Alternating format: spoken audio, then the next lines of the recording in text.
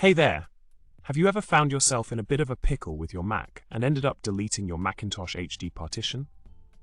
Don't worry, it's a common problem that can leave you scratching your head, especially when the free space doesn't show up as expected in the diskutil interface. Now let's dive into the solution that our Mac-savvy friend shared. The key to getting back your Macintosh HD is to use the command diskutil addPartition disk 0s1 sent apple _ apfs sent no format sent 0. Despite having disk rs1 already and needing to create a partition under that section, the command worked its magic and created disk rs2 for you. This nifty trick allowed our friend to format the partition and retrieve their Macintosh HD in no time.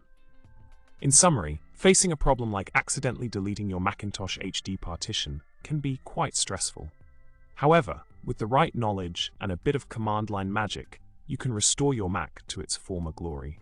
Remember, technology can sometimes throw us curveballs, but there's always a solution waiting to save the day. So next time you encounter a tech hiccup, just stay calm, think logically, and you'll be back up and running in no time.